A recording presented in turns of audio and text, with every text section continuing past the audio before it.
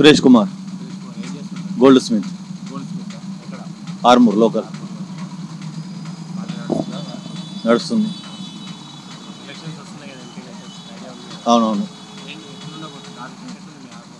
ఆర్మూర్లో అయితే కాంగ్రెస్ ప్రభుత్వం అంతా ఏం లేదు కరెక్టు. అందుకోసమే మొన్న రాకేష్ రెడ్డిని గెలిపించుకున్నాం బీజేపీ నుంచి. ఇప్పుడు కూడా అరవింద్ గారినే గెలిపించాలని అనుకుంటున్నాం. అరవింద్ గారికే మా ఓటు. రైతులకు కానీ ఏదైనా కానీ కాంగ్రెస్ ప్రభుత్వం ఏం చేస్తలేదు. అప్పుడు కేసీఆర్ ప్రభుత్వం ఉన్నప్పుడు కూడా డబుల్ బెడ్రూమ్ ఇల్లు అన్నారు, ఎవరికి డబుల్ బెడ్రూమ్ ఇల్లులు రాలేవు. ఇప్పుడు ఇదేది ఒక ఫ్రీ బస్సు పెట్టిండు, ఆడోళ్ళకు మాత్రమే ఫ్రీ బస్సు, మగవాళ్ళకి అయితే ఏం ఫెసిలిటీస్ లేదు, ఏం లేదు. మళ్ళీ బాంబులు ఇవన్నీ మన బెంగళూరులో అయినాయి. ఈ కర్ణాటకలో కూడా వాళ్ళు మన పూజారుల మీద అది నడుస్తున్నది పొలిటికల్ది. అందుకోసమనే మన సనాతన ధర్మం కాపాడాలంటే బీజేపీకే ఓటు వేయాలి. మా అమూల్యమైన ఓటు బీజేపీకి వేసి అరవింద్ గారిని గెలిపిస్తాం. సనాతన ధర్మం కోసం అన్ని మంచి పనులు చేస్తున్నప్పుడు అలానే గెలిపించాలి కదా. మన 500 సంవత్సరాల కోసమని అయోధ్య చేయించే, ఇంకా మరి అన్ని మంచి పనులు చేసినప్పుడు మనం ఓళ్ళని గెలిపించుకోవాలా, మన సనాతన ధర్మాన్ని కాపాడేటోళ్ళని గెలిపించుకోవాలా. కానీ ఎవరు వచ్చి ఏదో చేస్తారని మనం ఆశపడితే ఫాయిదా లేదు కదా. రాడు, వచ్చినా వేస్టే, ప్రభుత్వం వచ్చినా వేస్టే. 4 రోజులలో మళ్ళీ కొలాస అయిపోతుంది, పడిపోతుంది.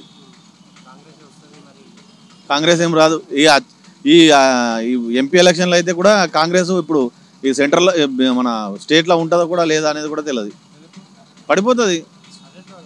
చిల్లాజిత్తులు అవుతాయి కదా అన్ని. ఎంపీలు పోతారు కదా. ఎంపీలు మన 400 వస్తే నీకు సిఏ తీసేస్తా అన్నాడు కదా. కాంగ్రెస్ ప్రభుత్వం మన సనాతన ధర్మం కోసం పాటుపడుతుంది కాబట్టి తనకే ఓటు వేసి గెలిపేయాలా. ధర్మం కోసం నీతి నిజాయితీ ఉన్నది. ఎందుకు చేయలేడు? మస్తు చేసిండు కదా, మస్తు చేసిండు మోడీ. రోడ్లు వేపించిండు, మస్తు పనులు చేసిండు. కిరణ్ నా పేరు. బింజే చేస్తాను నేను ఆర్మూర్లో ఉంటాను. అవును, ఇప్పుడు వచ్చే ఎలక్షన్ అయితే ఎంపీ ఎలక్షన్ అయితే ఇక్కడైతే మాత్రము మన ధరంపూరి అరవింద్ అన్ననే. ఎందుకంటే లాస్ట్ టైం కూడా పసుపు బోర్డు తీసుకొచ్చి ఇది చేసిండు, రైతులకు కూడా న్యాయం చేసిండు.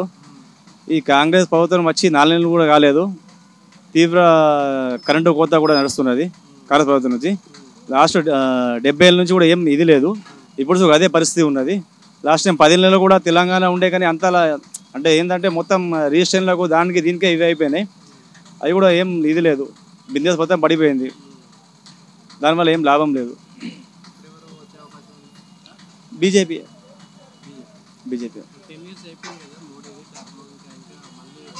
ఇంకా రావాలి కదా, ఇంకా రావాలని చూస్తున్నాం.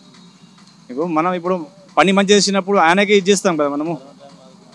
మరి ధర్మం కోసం పోరాడినప్పుడు మేము అటువైపు వెళ్తాం కదా. మరి చెడు ఉన్న వైపు అయితే వెళ్ళాం కదా. ఎవరు చేసిండు కదా, దేశం మొత్తం చేసినప్పుడు తెలంగాణ కూడా దేశం మొత్తం చేసిండు ఆయన. మరి రోడ్లు వేయించారు, మన బేటీ బచావ్ బేటీ పడావ్ అని చెప్పి ఇది చేసిండు, 360 తీసేసిండు. మరి ఇప్పుడు కొత్తగా సిఏ తీసుకొస్తున్నాడు. మరి ఇంకేం కావాలా?